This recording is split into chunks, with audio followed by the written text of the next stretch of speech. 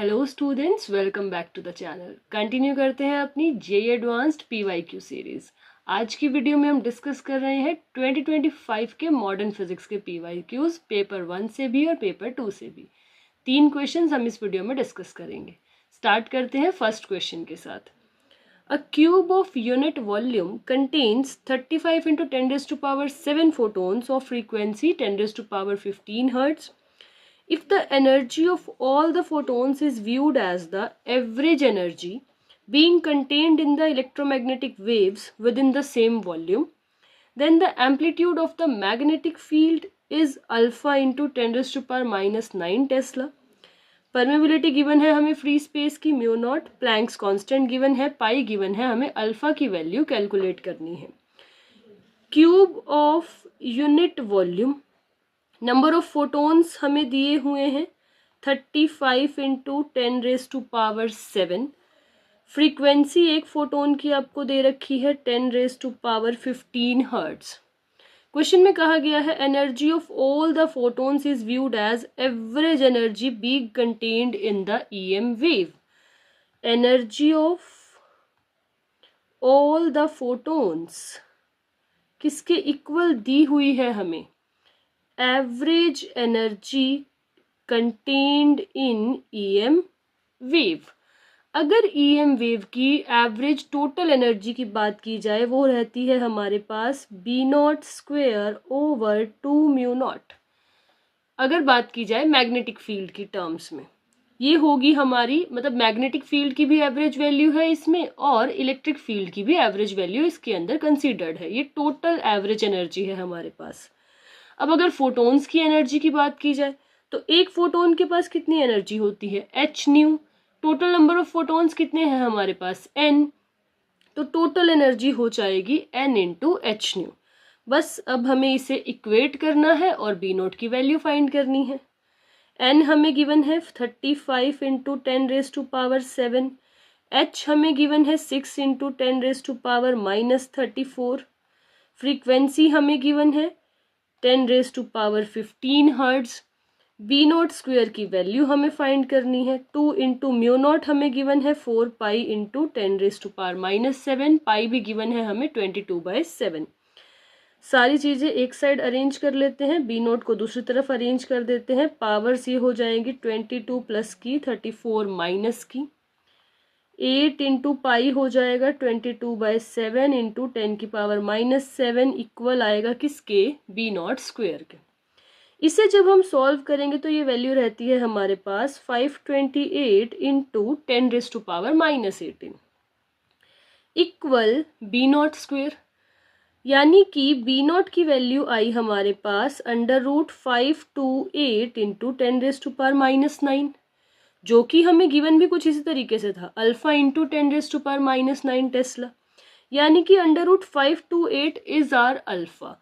तो जो यहाँ से इसको सॉल्व करने पर हमारे पास वैल्यू आती है अल्फा की, वो वैल्यू रहेगी डेसिमल में हमारे पास 22.9। सो इस क्वेश्चन का आंसर ना रेंज की फॉर्म में ही दिया गया है। 21 से 25 रेंज दी गई थी आईआईटी ने इस क्वेश्चन के आंसर की, और जो 22.9 है वो इस क्वेश्चन का एग्जैक्ट आंसर है। ये क्वेश्चन था हमारे पेपर 1 से। Moving forward to our next question. Consider an electron in the n3 orbit of a hydrogen-like atom with atomic number Z। एक हाइड्रोजन-like एटम है जिसका एटॉमिक नंबर आपको Z दिया हुआ है, n3 के अंदर है वो। At absolute temperature T, neutron के पास थर्मल एनर्जी है कितनी? kBT। Has the same de Broglie wavelength as that of electron. हमें डी ब्रॉगली वेवलेंथ न्यूट्रॉन की और डी ब्रॉगली वेवलेंथ इलेक्ट्रॉन की इक्वल दी गई है। टेम्परेचर का आपको एक रिलेशन दिया हुआ है। H क्या है? Planck's constant. Kb Boltzmann constant. Mn है mass of neutron. A naught है Bohr's first Bohr radius of hydrogen atom. और हमें अल्फा की वैल्यू बतानी है, मतलब हमें जो हमारा रिलेशन बनाना है वो इस टेम्परेचर की रिलेशन जैसा बनाना होगा, तभी हम अल्फा की वैल्यू फाइंड कर सकेंगे दोनों को कंपेयर करके। स्टार्ट करते हैं जो जो क्वेश्चन में दिया है। एक तो हमें n दे रखा है 3।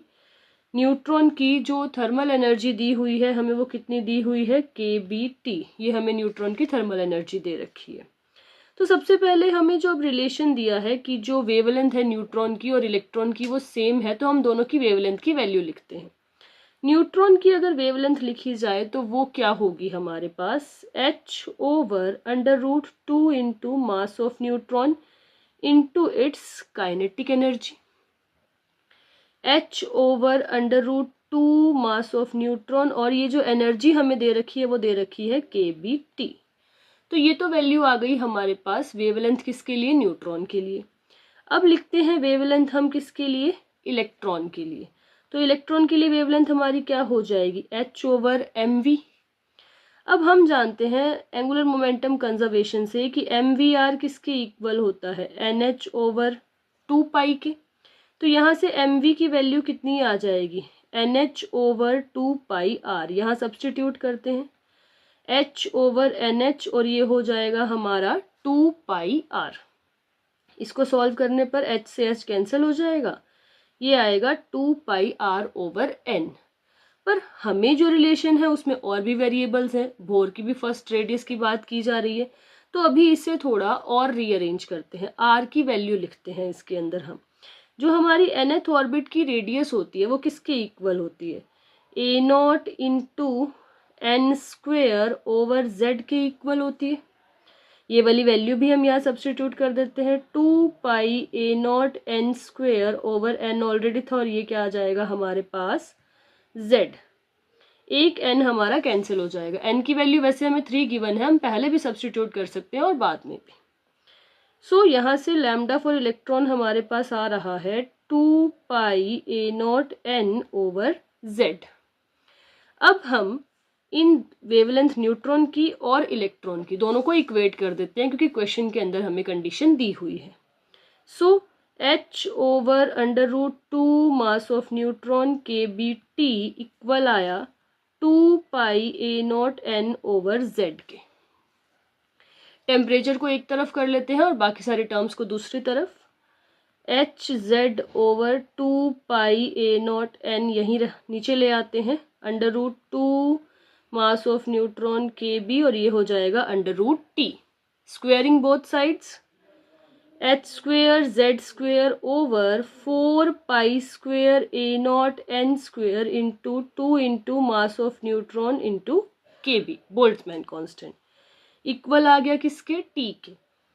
यानी कि इसे सॉल्व करने पर कंप्लीट आया हमारे पास n की वैल्यू, अब हम n कितना दिया हुआ है 3, 3² हो जाएगा 9, 4 2 8, 9 इंटू 8 हो जाएगा हमारे पास 72, π² a0 mass of neutron kb, ये आ गया टेम्परेचर हमारा। तो अगर हम इसे गिवन रिलेशन के साथ कंपेयर करते हैं ना, z² h² over alpha π² a0² mass of neutron kb, तो जो हमारे पास अल्फा की वैल्यू आती है कंपेयर करने पर वो कितनी आती है, 72। 72 इस क्वेश्चन का सही आंसर होगा। I hope this question is clear to you. Moving forward to our next question, जो कि है हमारे पेपर 2 से। A hydrogen atom initially at rest in its ground state absorbs a photon of frequency nu1। एक hydrogen atom शुरू में अपनी ground state में है, ये हो गया हमारे पास न्यूक्लियस हाइड्रोजन का, उसके पास एक वैलेंस इलेक्ट्रॉन है और ये अपनी ग्राउंड स्टेट में है। तो इसके पास हम जानते हैं कितनी एनर्जी होगी, -13.6 इलेक्ट्रॉन वोल्ट। इसने एक फोटोन एब्जॉर्ब किया, कितनी फ्रीक्वेंसी का, nu1 फ्रीक्वेंसी का, and ejects the electron with the kinetic energy of 10 electron volt. जो इलेक्ट्रॉन बाहर इजेक्ट हुआ उस इलेक्ट्रॉन की काइनेटिक एनर्जी कितनी है हमारे पास, 10 इलेक्ट्रॉन वोल्ट।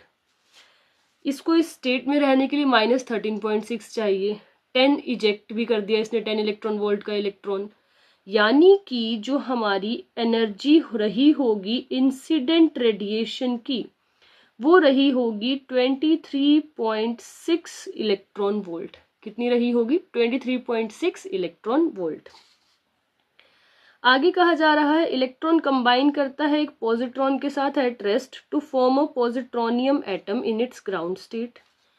अब ये इलेक्ट्रॉन एक पॉजिट्रॉन के साथ कंबाइन करता है जो कि रेस्ट पर है, और क्या बनाता है, पॉजिट्रोनियम एटम बनाता है ग्राउंड स्टेट में ही, और एक एमिट करता है फोटोन जिसकी फ्रीक्वेंसी कितनी है, ν2। पॉजिट्रॉन के साथ ये इलेक्ट्रॉन कंबाइन करता है, पॉजिट्रोनियम एटम बनाता है, बेसिकली ये एक डबल स्टार की तरह बिहेव करेगा, और एक फोटोन इजेक्ट हुआ ऑफ फ्रीक्वेंसी ν2। पॉजिट्रॉन जो है वो किसकी तरह बिहेव करेगा, डबल स्टार की तरह बिहेव करेगा। तो जो इसकी हमारे पास टोटल एनर्जी होगी, उस टोटल एनर्जी के अंदर क्या क्या होगा, एक तो एनर्जी होगी इसकी स्टेबल स्टेट में, प्लस हमारे पास क्या होगी, काइनेटिक एनर्जी। अब जो हमारी टोटल एनर्जी E होगी वो रहेगी -13.6 Z² over n² into mu over mass of electron. Mu क्या है, ये फॉर्मूला हमारा डबल स्टार के लिए रहता है टोटल एनर्जी का, जो कि आपको पता होना चाहिए इस क्वेश्चन को सॉल्व करने के लिए। म्यू है हमारा रिड्यूस्ड मास, वैल्यू होगी उसकी m1 m2 over m1 plus m2। z और n की वैल्यू तो 1 ही है हमारे पास, z भी 1 है, n भी 1 है।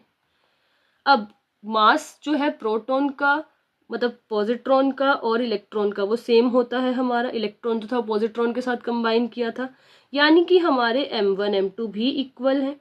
तो म्यू की जो वैल्यू आएगी हमारे पास वो आएगी m1² ओवर 2m1, यानी कि m1/2।